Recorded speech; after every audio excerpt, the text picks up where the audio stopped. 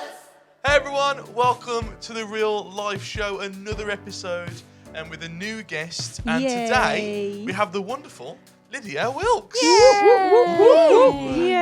Welcome, And Lydia. we're on the road again. We are on tour. Real Life Show And you on said tour. on the last one that we would be on tour again. We did, yeah. It's like it was planned. And a sneak peek, we might not be going back to backyard just yet. Oh, It might be a couple of episodes until we're back home. dropping a seed there. But for now, we're in the wonderful home of Lydia and Rich. Thank you for having us. Thanks You're for very having welcome. us. How are you? You good? Yeah, I'm really good, thank you. Happy to be on? Yeah, really happy. I thought today was Thursday. I'm feeling that this week. So when I found out it was Wednesday, I was like, oh. So now it feels like my working week is a 6-day working week. But anyway, it's all right. But other than that, I feel really good. Introduce yourself just quickly to people that are watching, where they might know you from, if they don't know you, within church, and just a little bit about you, maybe. So I'm Lydia. From church, you'll probably know me from worship team and also hosting team. Been on other teams in the past, but most recently those two. That's where you'll know me from. What was the other part of your question? Just a little bit about yourself. Oh, a bit about myself. So I'm married to Richard. He plays keys at church, so you might see him there. That's what you You can't say if you play an instrument, you can't not do the action, can you? You have to still after the action. We have a dog called Obi, little Labrador. Well, not a little Labrador. He's a big Labrador.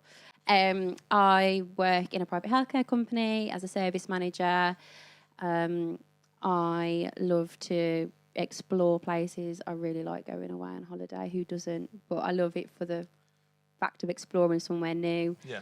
I love just having coffees, chatting with friends. New coffee machine. Brunch, Very new coffee nice. machine, yeah. Very that was nice. a sweet Come treat on. from Rich. Thank Sweet you, Richard. treat. Oh, that's cute.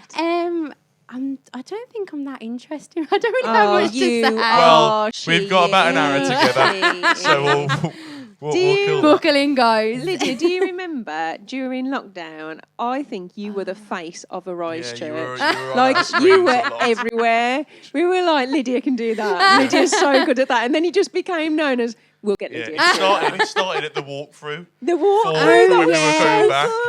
Yeah. Gosh, I remember Oh, that. Lyd, you absolutely I remember smashed that. curling my hair specifically because I hadn't had to curl my hair for anything for so long. So I curled my hair. Fun fact, Lydia was actually, I know we think it was us, but Lydia was the first person to ever film properly in the white online set. Was I? Yeah. No, that was me and you. We were the first to go live, but before, for a promo for the Sunday, Lydia came in. She came in this lovely flowery My dress. orange jumpsuit. Yeah. Oh, whoa. Two different times. Maybe. You were in the white set anyway. That was funny. Yeah. Oh. Two different Thing is, outfits. it was a flowery jumpsuit. Maybe I did wear a dress. I don't know. I don't know the difference between jumpsuits No. and dresses, so.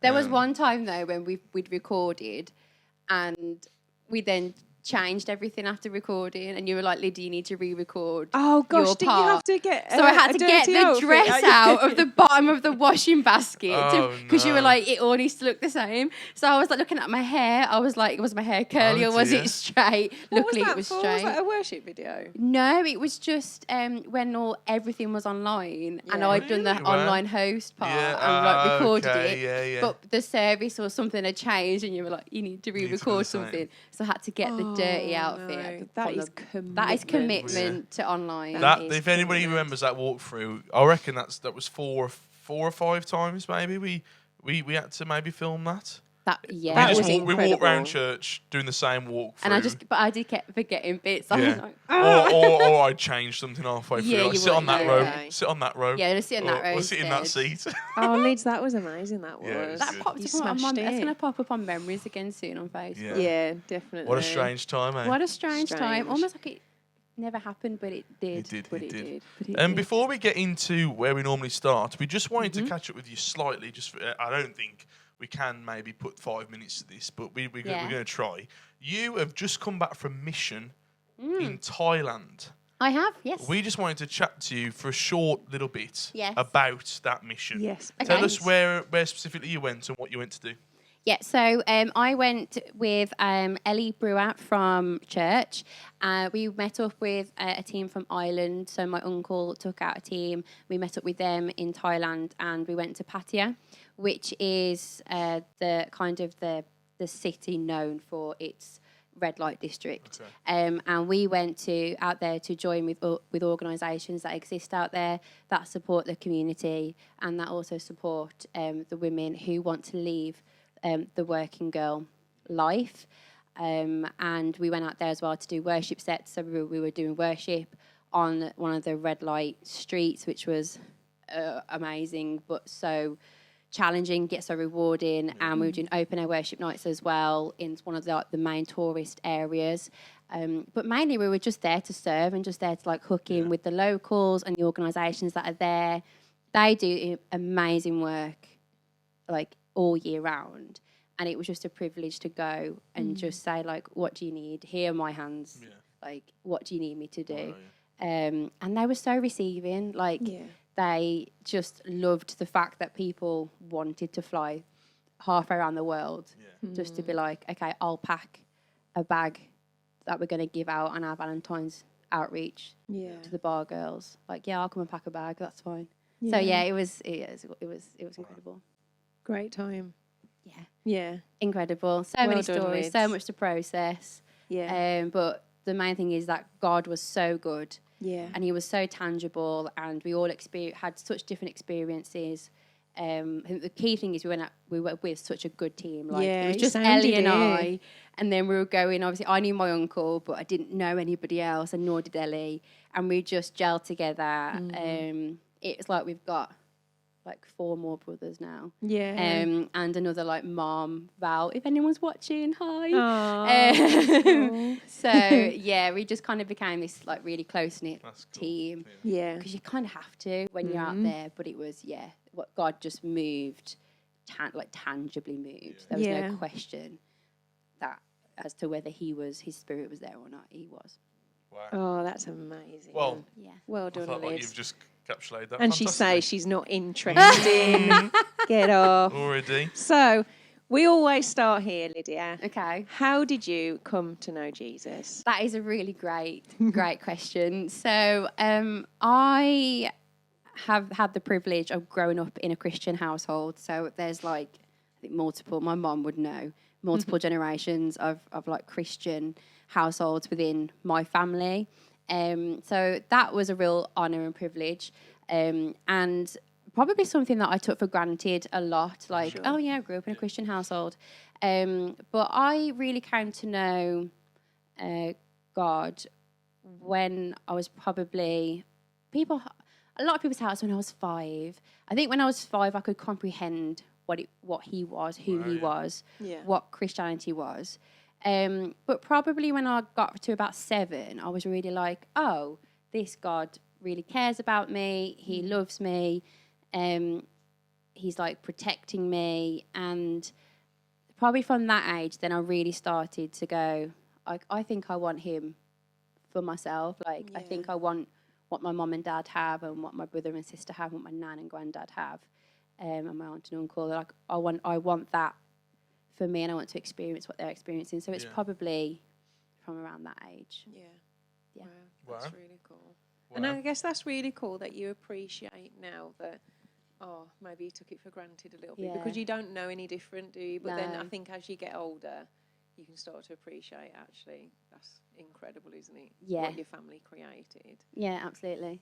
So what did your childhood look like then? Like, knowing now, okay, you're from a Christian home. Yeah.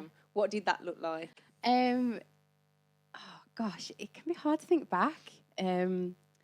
So it looked like, from a faith perspective, it looked like church every Sunday. So we didn't go to a Rise, which was Calvary. We went to a church in Upper Gorner called Eve Lane. So we were there. Everyone did at some point. I didn't. Sarah didn't. Oh. So we left Eve Lane when I was about 9, but for the first sort of 9 years of my life, it was at Eve Lane. So it was Sunday services. We actually had our like Sunday school. It was like a family service before main church. Oh, I hear this all the time. Do you know what? I love hearing old church background. Great. Like when I we had loved Pastor it. Leon on. Yeah. What people used to do on a Sunday. It was like, so this good. is wild. You didn't have sorry. it? Because I didn't have it. didn't So I have like it? to find out, like, Oh. oh, wow, your Sundays were I'm jam. smiling because Yeah. I'm thinking about my equivalent. Yeah. 'Cause they're all the It same, was yeah. it was incredible. So we said we'd have, it was called Live Wires, and my mum and dad, but I always remember my mum doing all the work on the computer. My dad probably helped.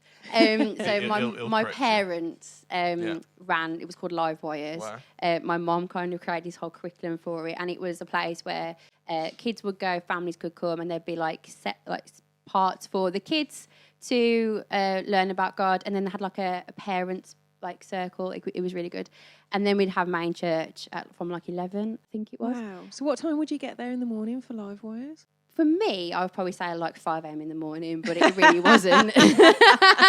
As like a kid, I'd be like, Mum, it's so early.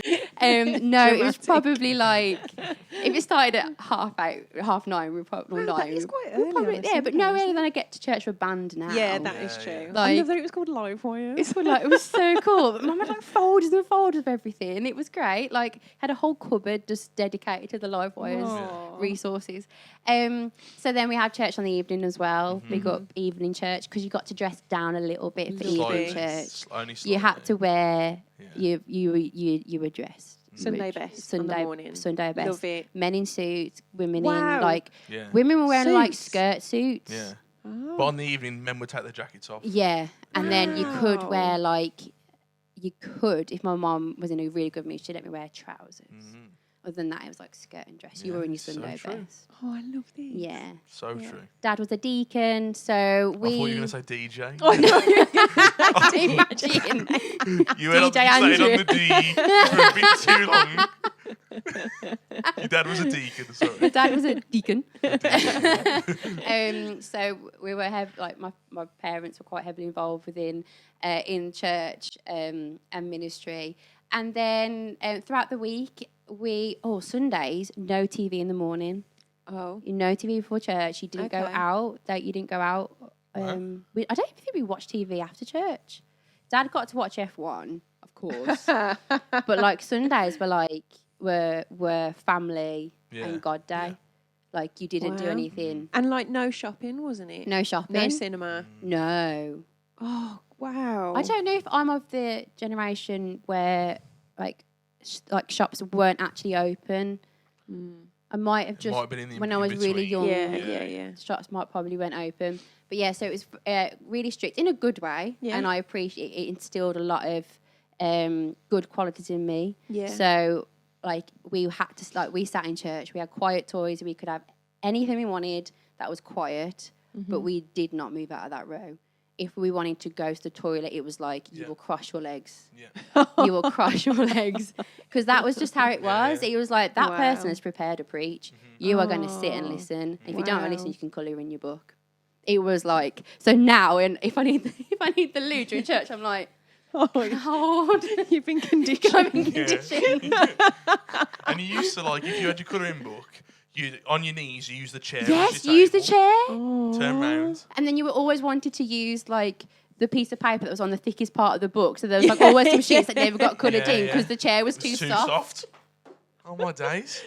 We are bonding. I am having like, so many flashbacks. We are So many flashbacks. So yeah, and then just general. We had fun at home. Yeah. It wasn't all like it wasn't all like religious or anything like that. What? Yeah. Let me jump in. So you're talking about your childhood there. You're talking about what it was like to be from a Christian home, and also belonging to a church from a really from day dot, which is the same as me.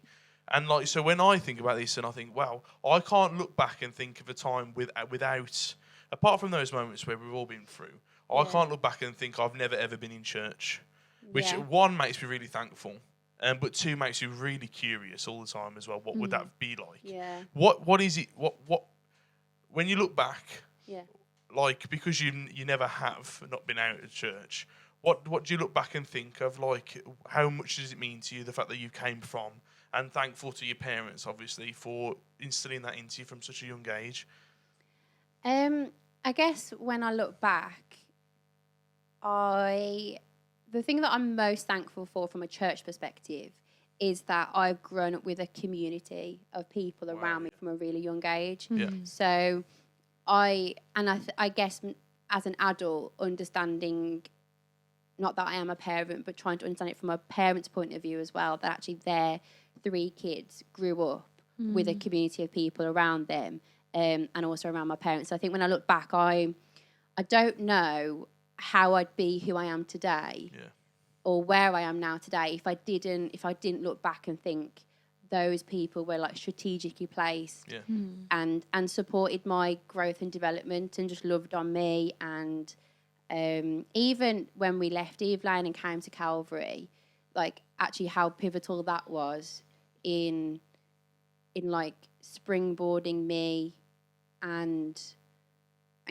continuing me on the journey with church. Because there was a point where my parents had to make a decision to move from Eve Lane. I don't understand everything that went on. I was only quite young, but I just know that it was a case of we need to move on, and that's a really hard decision to make. I know a lot of people struggle when they feel like they need to move from a church, but I know that my parents did it with the family's best interest in mind, and we moved to Calvary because it had a great and established like kids and youth work, and my parents really wanted us to be around kids and young people. So that was definitely something, just that community. And then I think that is what kept me wanting to explore more of faith, because I was with so frequently with like-minded people who were like, come on, let's do this together. Like, we're in it together. And you still do it together now? Yeah. Still do it now. You alluded to as well at the start about that moment when you switched from your parents' kind of faith to you realising it for yourself. Talk to us about that period, about that moment. Was there a moment, or do you think it was a bit of a gradual change? I would say maybe that change happened when I went to my first Audacious. Wow. So I'm so thankful to my parents, because they were very much like, they were never pushy. They obviously they wanted for us to follow Jesus and to keep in the Christian faith, but they never forced us to do it. They never forced us to come to youth on a Friday or kids club on a Friday. They just always encouraged us. And I think when I went to my first Audacious, my mom was like, "Yep, just go." Explain what Audacious is, Liz. Oh, Audacious is a church up in Manchester, and for a very long time they ran Audacious Conference for young people, and it was where like loads of churches from around the UK and afar would come together for a week. It was absolute. It was insane. So my first one was down in Portsmouth, and we all stayed in caravans. Wow, which is just bizarre. That's so I cool. remember Rach Wright was one. I think my first Who's year. been on the Real Life Show? Who has been on the Real Life Show? First year, I think she was my like caravan group leader. Wow. And it was that point where it was like, right, my parents aren't here now. Like, I'm doing this for me. Okay. And I think that was the key. Like, I've been quite independent from a young age, and I was like, I'm doing this for me now. Like, I'm not doing this because my parents are next to me or because I have to go to church, because that's what we do as a family. This was like, I had a choice to come to it. I didn't have to go to Audacious. My mom wasn't like, I paid you, go in. It was like, do you want to go? And I said yes. And I was like, this is my choice to go. My mom and dad aren't here now, and I can experience this for myself. So I'd say it's probably from then that I realised, actually, if I'm going to do this, it's got to be me with God, not me on the back of what my parents have. Because that's what they have, that's theirs. And I have to get my own. So can you like remember like an encounter with God, like feeling God for the first time sort of thing, like at Audacious? Because mine was very similar. Mine was when I went to an Audacious conference. We love Audacious, by the way, Pastor Glyn and Sophia Barrett. We love you guys. Like, can you remember a moment where you felt God for the first time? I just remember being completely bowled over by the joy of worship. So we came from Eve Lane, which was very like strategic worship, shall we say. It was very like, you sing a song, it's this song there, and there. I never experienced much joy in that with the way it was run when I was there as a child. And it worked for what the church wanted their worship to look like. And so it was when we then came to Calvary, and I was like, oh my word, like these are fast songs. Oh, people jump. I was like, this is strange. And then going into Audacious, there was just this feeling of this immense joy. And I remember being in the mosh pit, because you all went down to the mosh pit, and just being completely overcome by the joy of the Lord. Really? Of like, wow. Like God just being like, this is what following me looks like. You know, wow. This like it's joyous. Like He has so much. And yeah, I do remember that being something like, oh wow, like Wow. And I think an awe actually, Really? like an awe of this is who God is. Like He cares so much about us that He's letting us experience this amount of fun and joy, and He's letting us do this for Him and with Him. Yeah. So what did that look like in Portsmouth? Because obviously I never got to experience these things. So you say you had caravans, and then was the conference like held in a centre or like what? It's called the Guildhall, wasn't it? Okay. It was nearby, wasn't it? Yeah, so we'd walk or get the bus. We'd all bus surf. Oh. Yeah. That must be so much fun. Oh, it was great. Then there was the beach right next to the car. I don't know how it passed health and safety, anything. I don't. It wouldn't get through anything. We couldn't do days. it now. No, definitely Anna not. Perkins say no. Well, she would have been there though. She would have been there, Yeah. but it was all different back then. You could literally do a lot of things. Like we were able to do. It was great. I mean, we were off walking around Portsmouth town centre in the break, and it was just like, yeah, go on. We'll be in costume if you need us. And I'm 11 years old, just like trotting around Portsmouth town centre. Yeah. Like, I'd have to have a high vis on these days, wouldn't I? And have my partner. Yeah, definitely. Anna would have us all in Ivy's numbered. And then shout out a number with and a say, you have to shout it, but I register. I remember the first time I was on team for an Audacious conference, but it was in Manchester. And the team, like, we released the youth to go and walk around, like, Arndale and everything on their own. And I was like looking at the team saying, are we doing this? Are we alone? Because obviously when you say go to they a just youth, go. Whoa, go. And you're like, then we're walking around the Arndale, oh, there's them. Oh, they're playing hide and seek. This is absolute bedlam in the Arndale Centre. But, man, when we were the youth age. I don't know how... But we all survived. No one got hurt. People probably did get hurt, actually, but everybody lived. People probably did get hurt. I remember my brother ran into the sea with his phone in his pocket. Just so things, But yeah, it was great. Fantastic. And so the jump, you say that you moved church from Eve Lane to then Calvary, which is now Arise.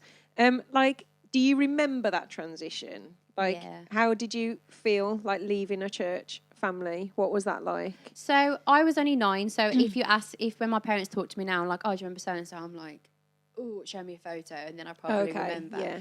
So 9 is like you're old enough to know what's going on, but like now I really don't remember much. I was just going with the flow, you know, and I'm third kid, like you just go with the flow, like, you know, you just get dragged along. So I don't remember for me being any like, what are we doing? I don't want to leave here, because actually when I knew what we were going to, I was like, okay, I like this. But I do remember going to a service with my mom and just sitting with her, and like on the right hand side of church, but it used to be like the youth side, kind of still is, isn't it? Yeah. But like that whole side used to be like full of youth and young people, and I remember being really intimidated, being like, how do I'm only 9, how do I go there? But Emily, Curtis, now Morton, we were in the same class at school, and then I found out that she went to that church. Oh wow! And so it was kind of like I could then go to what's called Blast Off now. It's called Shocks back then. I could go to Shocks with Emily.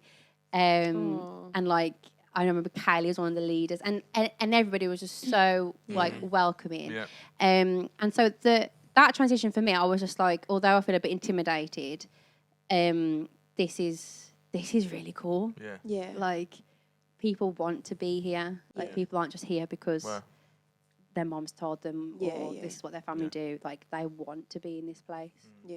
And that was interesting. Wow. Oh, that's great. We spoke prior to us recording about maybe a topic that was important to you, or something that you think maybe we could talk about. And the theme of identity was high on your list to discuss with us. So we wanted to give you an opportunity to do so. Yeah. So talk to us about that journey to finding identity. Was it a long process which you could talk for hours about, or is there a moment which you can pinpoint and talk to us about? Yeah. So for me, identity is something that, as a teenager and a young adult, was something that I always found challenging. Even now, I still find identity like I really have to bring myself back. So I wouldn't say it's like it was only a period of my life. I would say it was quite prominent of struggling with it for a bit, and now I have the better tools to manage the intrusive thoughts when they come through. But it for me, it was mainly when I was going through school, like secondary school. Well, when I was back in primary school, I was I was the grown-up girl of the class. Okay. And so therefore you kind of stick out a little bit because you're the first to go through those developments, and it's a bit like, oh, why have I got to be the first? And then moving up into secondary school, there was always times where I just felt like my hair wasn't right, like I was too chubby because I got lots of puppy fat when I was little. I had really cute dimples. Everyone mentioned them. People still mention them now. Like on a work call, I was doing an assessment. I was doing an assessment with a complete stranger, and they went, "I love your dimples," and I was like. Zoom, like on the Zoom. Like I was on a Teams call with a complete stranger. In front of people. Like, no. I was assessing him. I was like, I said, I love your dimples. Yeah. And I was like, dude, I'm married. Cheeky. It's like moving your hair with your rings. She's like, let's just carry on, shall we? And I'm Bold. there like talking to him about what he struggles with at work, and then he's just like, oh, you got really cute, like, good dimples. I was like, good dimple? Like, what? What did you say? Huh? What did you say? I just was like, oh, thanks. Oh, thanks. Made them myself. Thanks. They're out now. Like, what? They are.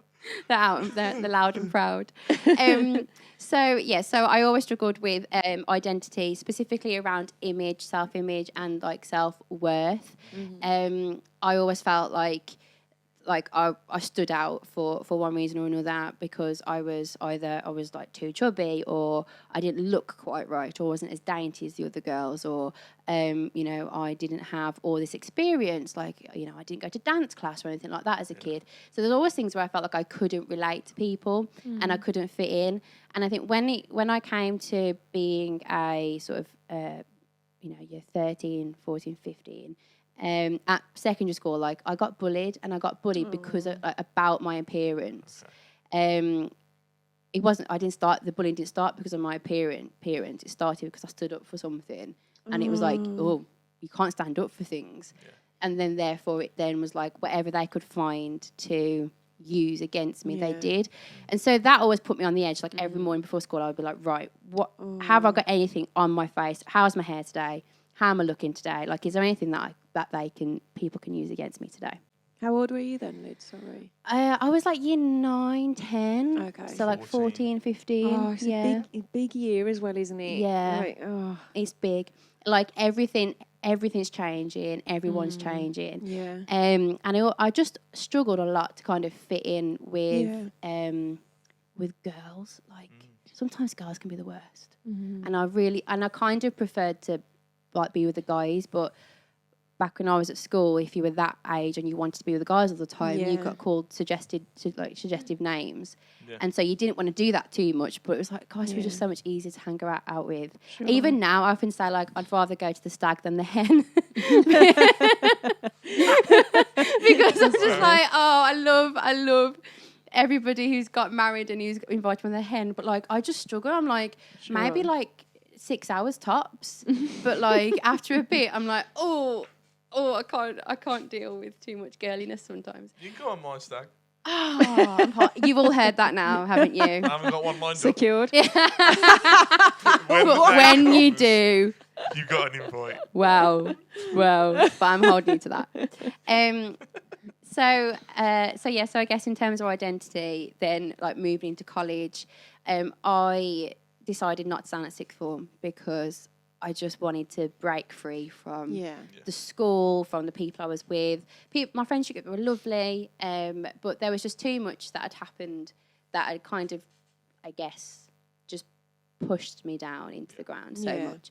And so I decided to sort of like break out of school and move on to college, which was a really big step. Like when nobody else going to that college. So I went to a secondary school in Wolverhampton. And I was going to college in Halsey, so they're like worlds apart.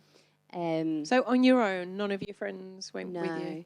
Okay, so that is a big everyone step. either stayed on at sixth form or they went to like the Wolverhampton colleges or other sixth forms in the area, whereas I wasn't in Wolverhampton. I lived in Sedgley at the time. So I decided to go to Halsey. And I think a lot of sort of identity stuff, I think growing up, when you're like the third kid as well, like it's not. Sometimes it can be rough because it's just like, my parents have already dealt with the other two. It's almost like, you just want to do everything to not be a problem child. You know, you've witnessed what your older siblings have gone through, and you want to do everything you can. So I always felt like I was never me. Like I was like, right, I'm Lydia. This is Lydia at home. This is Lydia at school. This is Lydia at church. I didn't want to embarrass my parents. You know, I didn't want them to feel like, oh gosh, what's she doing? Or why is she doing that? And so it was just a lot around. I just never felt like I was up, like the mark was here, and I was always like below that for one reason or another. How did your like parents speak into? I assume they knew about the bullying. Yeah. Like, how did your mum and dad speak into that? Like, I can't imagine, like, as a parent, your child being bullied. Like, what? And being Christians as well. Like, what? Like, what do they do? So my mum, if you know my mum, she's like, she's got eyes, and you only need to like, just have a look sometimes from my mum, and you know, there's no words needed. It's just like, oh my god, that's enough. That is enough. And so my parents were very practical about it, because I think those situations need practicality. Yeah. Yes, it was, let's go down to the school, let's talk to the head teacher and get this sorted out. And it resolved itself eventually, you know. Yeah. And it all got sorted out. And so there was that practical element, which is really important. Then there was the faith element. And I think what I now know, which I probably wasn't aware of at the time, was how much my parents prayed for us. Yeah. And like, I now know that my mom, I've told this to you, Seb, like my mom would go around the house and like anoint the house with like she'd like go around and anoint like the doorpost with oil, because she was just like no, like she like really contended for the family through prayer. And so even though I don't, and she probably did, I don't specifically remember like, you know, praying with my mom. I'm not saying she didn't. She might have, but my memory can be so poor. I just know that there were other things that they were doing that were like contending for like our safety, us spiritually, mentally, emotionally. Which looking back now, I'm like, that it's because of those moments that, you know, I am, I guess, here today. Praying parents, hey. Yeah, there's a power in prayer. If you're a parent and a Christian, there's power in praying parents. Wow. It's true. It really is. Yeah. It really is power in it. Where did not that it, like you said, it's something that you're constantly still going through all the time. Where did you feel like the switch came where something we wanted to ask was like, what did identity look like when you then brought God into the picture? Yeah. So it took me a while to bring God into the picture. So going from secondary school into college, so you were suddenly like, in college is so different, I feel, to secondary school and to even sixth form. Such a jump. GCSEs to A-levels. Massive. Goodness me. And like, you're an adult. And it becomes on you, doesn't it? Yeah. Like your teachers just go... Your lecturers are just like, man. you can come if you want to. Don't worry if you don't. Come if you want to. Yeah? That was different to King Ed. Come if you want to. Yeah, oh gosh, I would not have gone to King Ed. Oh no. So there's no option there. you have to come. They will find you. Otherwise you will fail. So, it was a massive jump in that, like, you suddenly were this young adult. And I think, and I wasn't bringing God into my identity, sort of, not crisis, but just... Yeah. Process. Yeah. I wasn't bringing God into it. I was Christian, been brought up Christian, knew God, loved him, loved serving him, loved being in church. But I wasn't bringing him into this area of my life. And I was very much allowing what I saw around me to do. So going to college. So I was like allowing what I would see at college to kind of dictate who I am. So like, okay, all the girls look this certain way. So therefore, I need to look that certain way if I'm going to be liked. And when you're that age, you kind of want the fit boy in the corner to turn his head when you walk past. Of course you do. Every girl sometimes wants that. And so you would kind of then make yourself look a certain way, or I just cared so much about the outfit I wore to college, or how my makeup was that day, or how my hair was that day. And I think the switch happened when I met Rich. So Wow. before I met Rich, this does bits for your self-confidence. I was stood up. Oh, no. I know. So that just bits for you. Boo that person. Boo that. Oh, if you're watching, you missed out. Goodness me. So the very quick story is that we were like friends. I don't think you'll ever be watching this. Maybe they got the date wrong. So don't give them a way out. Sorry. They stood me up. I'm trying to bring some home. Maybe their car broke down. Yeah. They were like 16. Maybe they just couldn't get a lift. Maybe they were too nervous. Maybe they couldn't get a lift. Maybe they went to where were you going to cinema? Yeah, maybe. No. Maybe they went to a different cinema. No. We weren't going to the cinema. They're on a different podcast telling the story about how they were stood Yeah. Can you imagine? Imagine. That's really funny. The story is, I was friends with this guy at college, and then it kind of was like, we're friends, are we? Oh. What does this? We're really good friends. We chat a lot, and it's like, do we like each other? Do we not like each other? I'm not quite sure. And then we were like, oh, let's go for a walk. And I was like, Classic. do friends go for a walk? Or was it like, and I'd never had a boyfriend before. Like, no, never entertained the idea of a guy before. I was quite happy on my own. And I was like, do friends go for a walk? Don't know. But I was like, it's just baggerage. Like, it's just baggerage. What can happen at baggerage? This whole story is hilarious. Hey, it's just baggerage. Do friends go It's just for a Imley. walk? It's just Imley to baggerage. It's just baggerage. So I love how you're laughing at my pain. Oh no! Sorry, no, just the you're context. telling just it the really well. context. You're You are, telling yeah, it yeah. really well. Go. So I walked to Baggerage because I didn't live far from Baggerage. Yeah. So I walked to Baggerage. I don't think my parents don't know this story. So here you go, Mum and Dad. And so I went to Baggerage to meet with my friend / boy that maybe I like and maybe he likes me. And we'd agreed to meet like by the cafe or something. So I was waiting there for like 20 minutes and I was like, oh, okay, he's not here. So I texted him and was like, I'm here. I'm just going to go for a walk around. Just let me know when you're here. So I got all the way to the top of Scope and it was like an hour and a half past the meeting point and I hadn't heard from him. So I was like, oh. You were still there an hour and a half?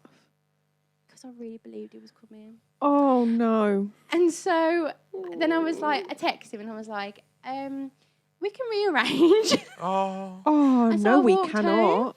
And then basically, it then transpired that he got a girlfriend. And I was like, But we were just getting friends. worse. Maybe we were friends, maybe we weren't friends, but I thought we were just friends.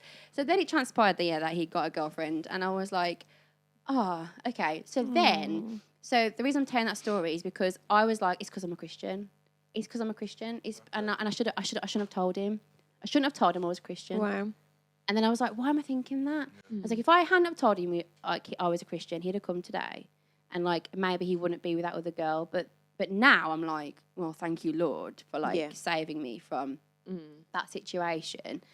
And then fast track, I can't remember the time. I think that was my first year of college. In my second year of college, I was then in conversations with a Christian guy. And I was like, this is great. He's a Christian. I'm a Christian. What could go wrong? A lot could go wrong. Oh, no. Yeah. I thought that was Rich. No, I thought he was no. This is a roller coaster. This is a roller coaster. Strap yourself in, guys.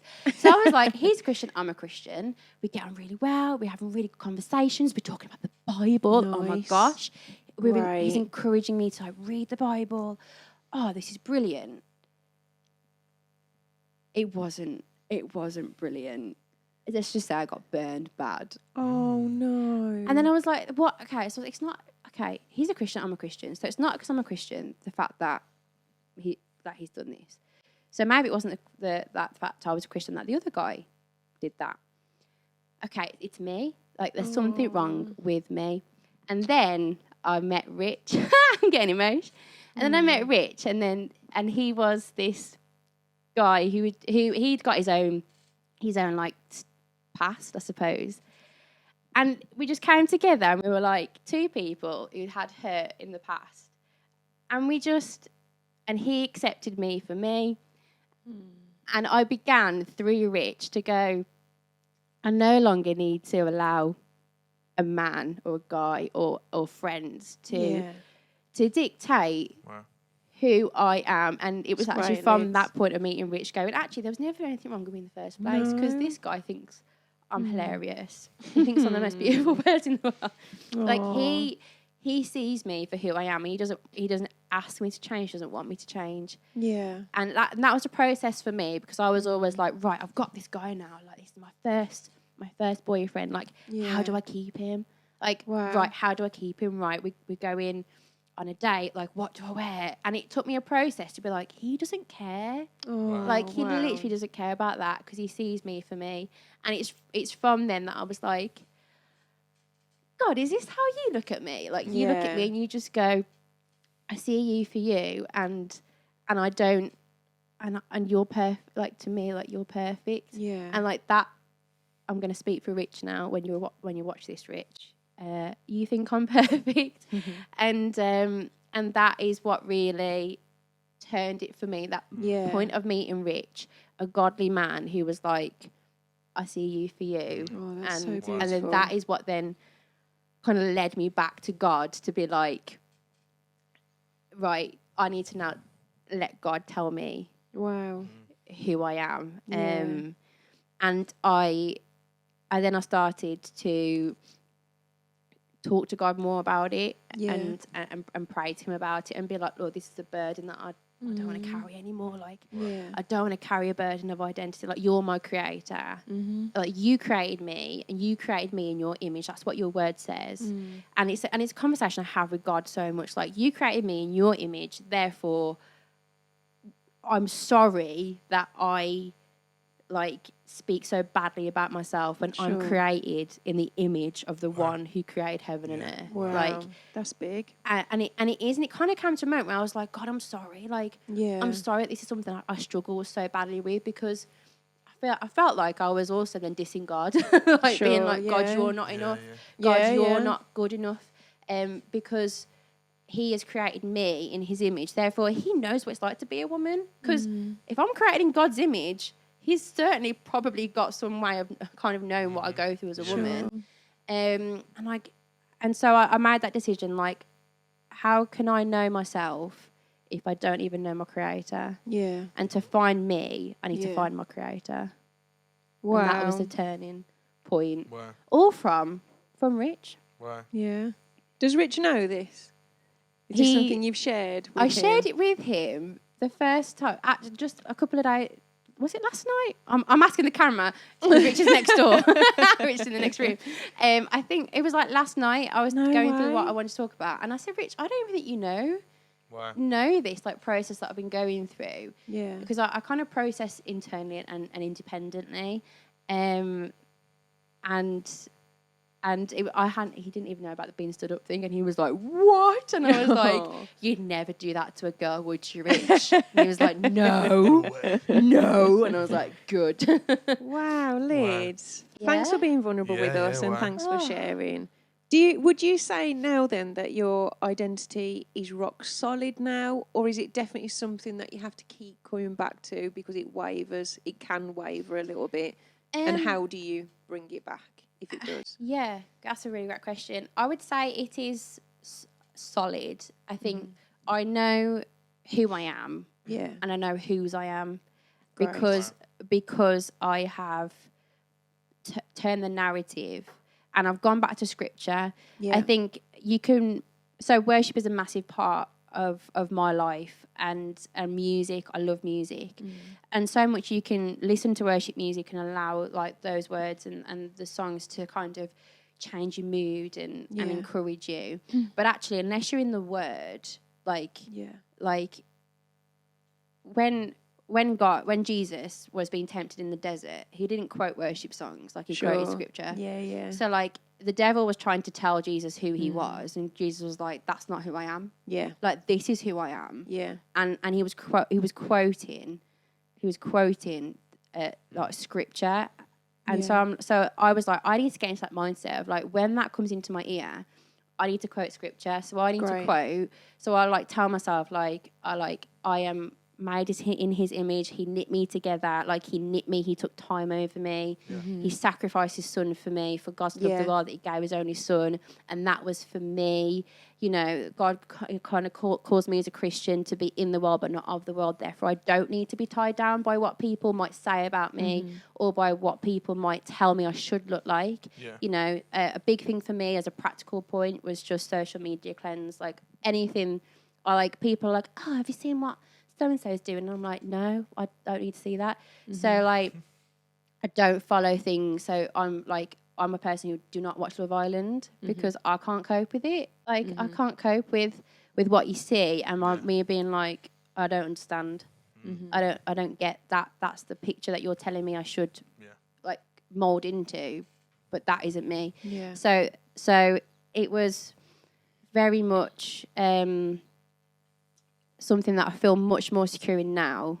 And sometimes insecurity does creep in, but I'm human. But every time, like, I come back to the Word and I'm like I have a God who created me, and therefore I will let him tell me who I am. And that's all that matters. Yeah, that's amazing. Wow. Thanks. We love these opportunities on Real Life Show because people watching will relate, and people watching will be able to go, wow, that's exactly where I'm at currently, or exactly what I went through 2 years ago, but that's still there. So we love to give the opportunity just for you to be able to just, I don't know, advise or come from your own experiences. So we wanted to give you an opportunity just to give an opportunity, but also you spoke a little bit there about like what God's been speaking to you about, what God says about you, those beautiful truths of like who you are, who you belong to. I love that so much. Yeah, love it, Liz. So we just wanted to give you an opportunity right now, like for those who are watching, what would you say to somebody who's going through that? Yeah. But also like what you were just sharing, like how can they apply that stuff to their own lives right now? Like they might listen, switch off and go, oh, that was great. Lydia said some truths there. Yeah. Tomorrow I'll be back at it, back at the identity crisis therein or the process therein. Yeah. What would you say to advise them, but also like through what God was saying? How do they apply that to tomorrow? Yeah, it's good. Yeah, that's great. Okay. So first of all, like practically, if you're someone who relates to part of my story and what I've experienced, is find your people. Like find people who are with you in the highs. So people who are with you when you've got dolled up and you're out for that lovely meal, but also are with you when you just want to be a slob They're with you when you're crying. They're with you when you're happy. Find your people who don't require anything of you for them to love you. Wow. Great. That's a good one. That's my first one. It's a big one. It's a big one. Also, just cleanse your social media. Like, just if you look at something on your social media, it makes you feel worse about yourself. Just get rid of it, unfollow it, mute it, whatever you have to do. But like, protect your mind, because your mind is wonderful when harnessed well. Yeah. But it can be your worst enemy. So just like cleanse it. Cleanse your social media. Just be mindful of what you're looking at, listening to, watching. And I think from a faith perspective, get into the Word.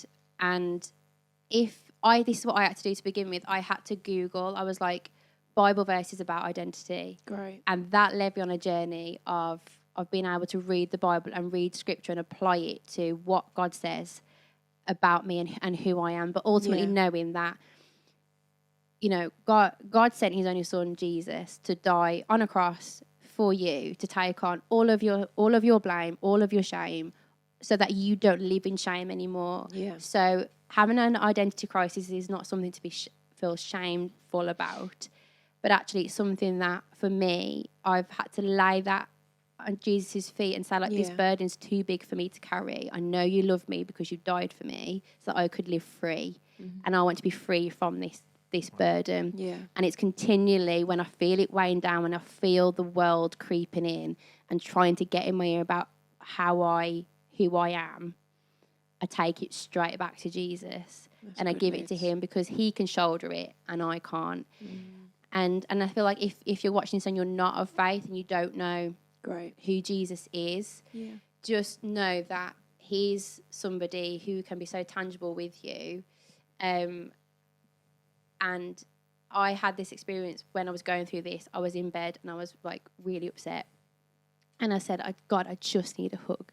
And I can't tell you, but I felt I was being squeezed. Oh, and I literally felt like I was being embraced in a hug. And so what my advice there would be, just call out. Just call out to God, because he hears you and he sees you, and he doesn't want you to stay thinking about yourself in a way that he doesn't think about you. You know, he says that you're loved and that in his eyes you are perfect. Yeah. And he wants to know you as well.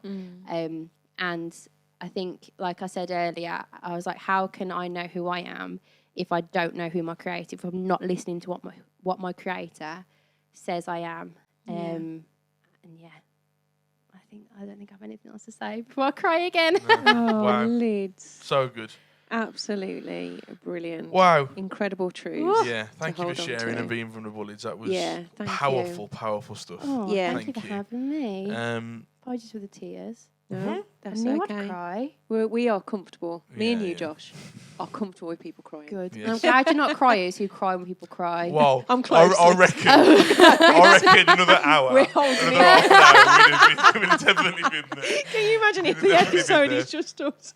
Oh. I think if that was Obi in here. It's white light. If that was a conversation, I think I would have cracked. I think if that was more of like I was fine until I spoke about Rich. Oh. There's something about that man. Oh. Until I spoke about him. Woo. Oh. Ricardo. He didn't even know. Been with him for 11 years.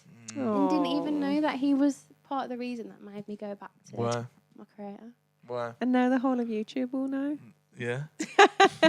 With my probably runny mascara. No, it's not running. You're doing well. No, it's not. You are Number 7, well done. Still look great. Come on. Not an ad. Plug. we are not being. I mean, if you want to, we love makeup. So. Oh no, sorry. I don't love makeup. I don't wear it personally. Moisturiser. I dabble. I love how we're trying to make this lighter now. Thank you so much, Lids. Thank you, Lids. One thing we do with our guests every single episode is a tradition. Is to take a selfie with said guest. So, do you want to go round? Yep. Can do. Do you want me to hold your microphone? On my phone. I got mine here. If you head round, I'll scoot over. Can you you want this in now? It's all good. Ready?